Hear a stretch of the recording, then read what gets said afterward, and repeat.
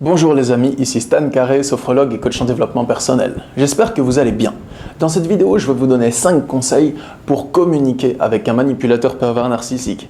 Ce n'est pas chose facile, parce que communiquer, si je prends la définition du Larousse, ça veut dire faire partager à quelqu'un un sentiment, un état, faire qu'il ait le même sentiment, qu'il soit dans le même état, ou bien faire passer quelque chose à quelqu'un pour qu'il en prenne connaissance.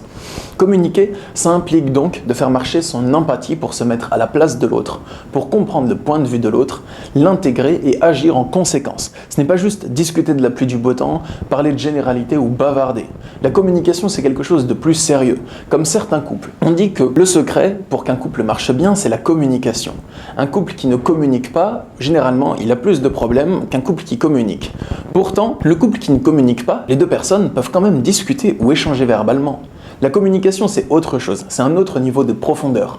Ça implique d'être sincère sur ses sentiments, de parler avec franchise à l'autre, que l'autre écoute attentivement, qu'il intègre ce que vous dites, et ensuite, il exprime son point de vue en fonction de ce que vous avez dit. Il en prend connaissance, et vous prenez connaissance du sien, et ainsi de suite, jusqu'à ce que vous arriviez à trouver un accord, un compromis.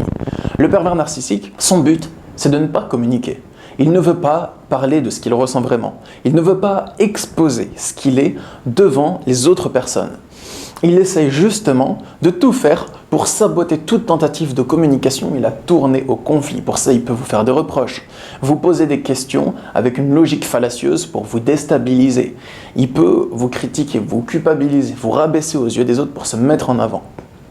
Du coup, voici 5 conseils que vous pourrez appliquer de manière générale, si vous êtes en communication avec un PN. Premièrement, n'essayez pas de communiquer forcément sincèrement avec un pervers narcissique. La communication n'est possible que si on a de l'empathie, que si on se met à la place de l'autre.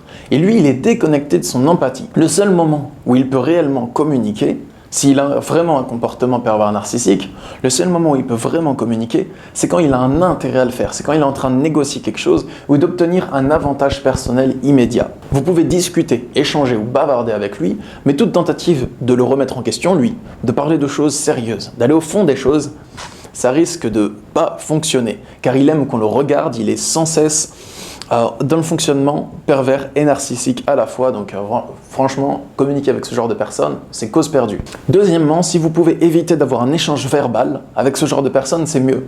Parce que si cette personne est en guerre contre vous et que vous discutez avec elle, elle va vous rabaisser et ça va pas être bon, vous allez peut-être avoir de la colère ou de la culpabilité ou de la crainte ou de la tristesse, mais dans tous les cas, c'est pas cool. Et si cette personne vous a à la bonne et qu'elle essaye de vous faire du lèche-botte pour vous influencer à l'apprécier, vous allez aussi vous sentir mal à l'aise.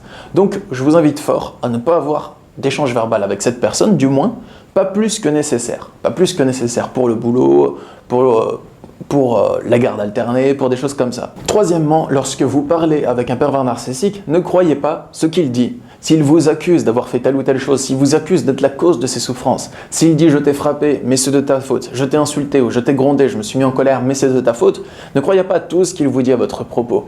Il ne détient pas la vérité. Peut-être parle-t-il avec assurance, mais c'est pas pour ça que ça fait de lui quelqu'un qui sait. C'est juste quelqu'un qui croit savoir. Ne croyez pas tout ce qu'il vous dit, parce que si vous croyez que ce qu'il raconte est la vérité, eh bien, vous allez avoir un avis, un estime de soi, un avis sur vous qui est vraiment très très très bas. Vous allez chuter en confiance en soi.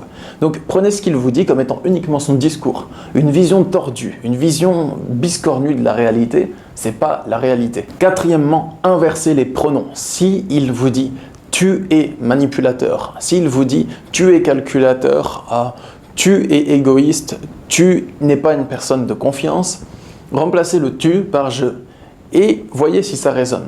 Chaque fois qu'il vous traite de quelque chose, qu'il vous accuse de quelque chose ou qu'il vous qualifie de quelque chose, remplacez le tu par je. Comme ça, vous verrez qu'en fait, il parle de lui la plupart du temps. Remplacez le tu par je et voyez si la phrase prend son sens, si la phrase le décrit correctement. Et lorsqu'il vous dit « je suis comme ça, moi je ne cherche que ça », généralement il parle de vous également. C'est une façon bizarre de faire, mais en fait, le pervers narcissique, c'est quelqu'un qui a des codes de langage.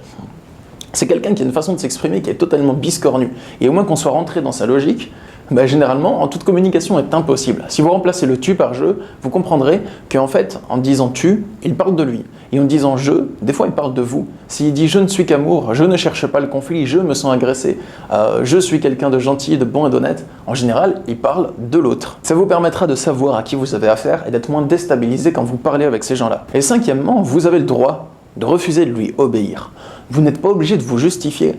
Souvent, il vous pose des questions et il vous demande même pas s'il a le droit de vous poser une question. Il vous balance toutes ces questions comme si vous étiez obligé de lui répondre et vous, naturellement, comme il a une autorité naturelle, eh bien, vous lui répondez. Vous n'êtes pas obligé de vous plier à son autorité. Vous pouvez l'envoyer balader. Vous avez le droit de faire ce que vous voulez de votre vie, même s'il vous demande de lui rendre des comptes, même si c'est vos parents qui sont pervers narcissiques et qui vous demandent ce que vous faites de votre vie, qui vous ordonnent de leur rendre des comptes. Vous n'êtes pas obligé si vous n'en avez pas envie. Vous êtes maître de votre vie. Chaque fois que vous choisissez d'obéir à un pervers narcissique, c'est une décision que vous prenez. C'est pas une obligation. Vous vous croyez obligé, mais parce que peut-être vous avez peur que cette personne s'énerve. Mais c'est quand même une décision que vous prenez. Soyez-en bien conscients. Voilà tout pour ces 5 conseils de communication. J'espère qu'ils pourront vous être utiles. C'est des conseils qui sont vraiment généraux pour tous les cas où vous discutez avec un pervers narcissique. Si vous voulez des conseils plus adaptés à un cas que vous rencontrez, que ces conseils généraux ne suffisent pas forcément à vous tirer d'affaire, sachez que je suis disponible en consultation de coaching et de sophrologie. Vous pouvez me contacter pour une consultation par Skype, par téléphone ou en direct au cabinet. Il y a le lien pour me contacter dans la description de cette vidéo. J'espère que ça vous a plu.